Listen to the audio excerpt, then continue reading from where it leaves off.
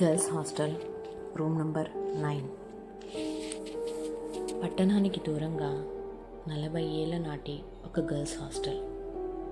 ఆ హాస్టల్ గురించి ఒకే ఒక పుకారు, రూమ్ నంబర్ 9. పగలు ఆ తలుపు మీద 9 అనే ఉంటుంది, కానీ ప్రతి అర్ధరాత్రి 12 దాటగానే ఆ నంబర్ నెమ్మదిగా 6గా మారిపోతుంది. ఆ తర్వాత ఆ గదిలో నుంచి ఏవేవో వింత శబ్దాలు వినిపిస్తాయి, కానీ మరుసటి రోజు ఉదయం మాత్రం మళ్ళీ అది 9గానే కనిపిస్తుంది. ఆ రూమ్లో ఎవ్వరూ ఉండరు. అక్కడి ఉండడానికి ఎవరికి ధైర్యం కూడా లేదు. ఆ హాస్టల్ వార్డెన్ కూడా ఆ రూమ్ తాళాన్ని ఎప్పుడూ ఒక పాత ఇనుప పెట్టెలో దాచిపెడుతుంది. ఈ విషయం తెలుసుకున్న మేఘన అనే అమ్మాయి అక్కడ ఏం జరుగుతుందో, అక్కడ జరిగేది నిజమా కాదా అని కనుక్కోవాలని ఆ హాస్టల్కి వెళ్ళింది. వార్డెన్కు డబ్బు ఇచ్చింది. మేడం, ఒక్కరోజు నాకు ఒక్క రాత్రి ఆ రూమ్లో ఉండనివ్వండి మేడం, ప్లీజ్. మొదట వార్డెన్ ఒప్పుకోలేదు. చెప్పింది, అమ్మా, నేను నీ మంచి కోసమే చెప్తున్నాను. ఆ రూమ్లో ఎవ్వరూ లేరమ్మా.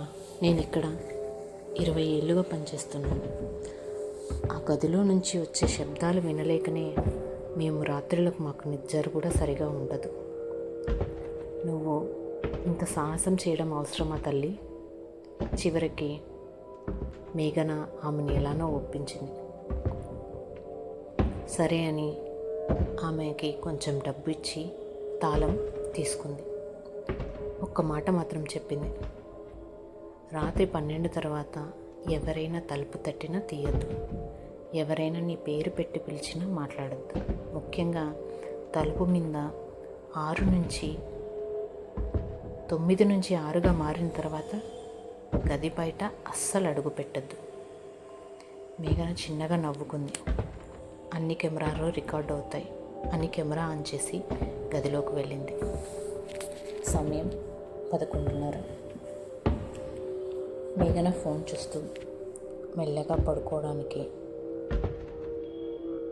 ట్రై చేస్తుంది. తనకి నిద్ర పట్టిందన్న సమయానికి ఉన్నట్టుండి చాలా నిశ్శబ్దంగా అనిపించింది. సమయం 11:59. అంతా నిశ్శబ్దం. కెమెరా రికార్డ్ అవుతుంది. గడియారం 12 కొట్టింది. అప్పుడే కెమెరా స్క్రీన్ ఒక్కసారిగా గ్లిచ్ అయింది. మేఘన తలుపు వైపు చూసింది. తలుపు మీద ఉన్న 9 నెమ్మదిగా తిరుగుతూ 6గా మారిపోయింది. ఆమె చేతులు వణికిపోతున్నాయి. 12:20. కారిడార్లో ఎవరో హై హీల్స్ వేసుకొని నడుస్తున్న శబ్దం. టక్ టక్ టక్. ఆ శబ్దం ఆమె తలుపు ముందు వచ్చి ఆగిపోయింది. కొంతసేపటికి ఎవరో డోర్ నాక్ చేస్తున్న సౌండ్. మేడం, మేఘన గారు, మీకే చెప్తుండేది, కెమెరా ఆఫ్ చేసేయండి, బయటకు రండి అని వార్డెన్ గొంతు వినిపించింది. మేఘన తలుపు దగ్గరికి వెళ్ళి డోర్ హోల్లో నుంచి చూసింది, కానీ అక్కడ ఎవరూ లేరు. సమయం 1:43. గదిలో ఉన్న అద్దంలో మేఘన ఒంటరిగా కనిపిస్తుంది, కానీ కెమెరా స్క్రీన్లో మాత్రం ఆమె వెనుక ఇంకొక అమ్మాయి నిలబడి ఉంది. తెల్లని హాస్టల్ యూనిఫామ్లో. ముఖం కనిపించడం లేదు. మేఘన భయంగా వెనక్కి తిరిగింది, కానీ ఎవరూ లేరు. మళ్ళీ కెమెరాలో చూసింది. ఆ అమ్మాయి ఇంకా దగ్గరగా వచ్చింది. మేఘన ఒక్కసారిగా స్పృహ తప్పి పడిపోయింది. సమయం 3 గంటలు.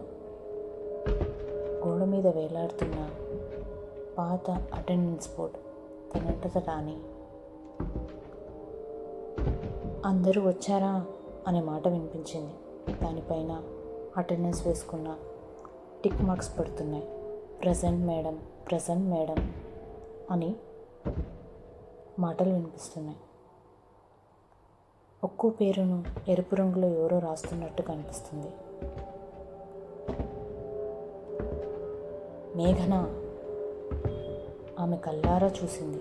తర్వాత ఆ పేరు మెల్లగా చెరిగిపోయింది. సమయం 4:30. తలుపు కింద నుంచి పొడవాటి నల్లటి జుట్టు గదిలో పాకడం మొదలైంది. గదిలో ఉష్ణోగ్రత ఒక్కసారిగా తగ్గిపోయింది. కెమెరా ఆఫ్ ఆన్ అవుతోంది. అప్పుడే ఆమె వెనుక నుంచి ఒక అమ్మాయి మెల్లగా గుసగుసలాడింది. ఇక్కడికి ఎందుకు వచ్చావు? మేఘన గట్టిగా కేక వేసింది. కానీ ఆ కేక కెమెరాలో రికార్డ్ కాలేదు. సమయం 5:08. తలుపు తనంతట తానే తెరుచుకుంది. కానీ బయట పూర్తిగా చీకటి. కారిడార్లో 100 మంది అమ్మాయిలు నిలబడి ఉన్నారు. అందరూ తలలు వంచుకొని మేఘన వైపే చూస్తున్నారు. కానీ వాళ్ళకి కళ్ళు లేవు. అందరూ మేఘన దగ్గరికి వస్తున్నారు. ఆమె భయంతో కేకలు వేస్తుంది. కానీ ఆమె గొంతు నుంచి శబ్దం మాత్రం రావడం లేదు. మేఘన స్పృహత కోల్పోయింది. మరుసటి రోజు ఉదయం వార్డెన్ గది తలుపులు తెరిచింది. గది ఖాళీ. నీలిపైన పగిలిపోయిన కెమెరా మాత్రమే ఉంది. మేఘన హాస్టల్ గేటు బయట రోడ్డు పక్కన కూర్చొని కనిపించింది. ఆమె బతికే ఉంది. కానీ ఎవరిని గుర్తుపట్టలేదు. ఒక మాట మాత్రమే మళ్ళీ మళ్ళీ చెప్తుంది. 9 కాదు, అది 6. అది 9 కాదు, అది 6. కొన్ని రోజుల తర్వాత ఆమెను మెంటల్ హాస్పిటల్లో చేర్పించారు. డాక్టర్లు ఒకటే మాట చెప్పారు. ఆమె తీవ్రమైన షాక్కి గురైంది అని. పోలీసులు ఆమె కెమెరాని ఆన్ చేసి చూడగా అందులో ఒక్క వీడియో మాత్రమే ఉంది. వీడియో చివరి ఫ్రేమ్లో మేఘన వెనుక ఆమెను చూస్తూ నిలబడి ఉన్న తెల్ల యూనిఫామ్ వేసుకున్న ఒక అమ్మాయి. ఆ వీడియో ఈ రోజు వరకు ఎవ్వరూ పూర్తిగా చూడలేకపోయారు. ఆ అమ్మాయి నవ్వుతూనే ఉంది.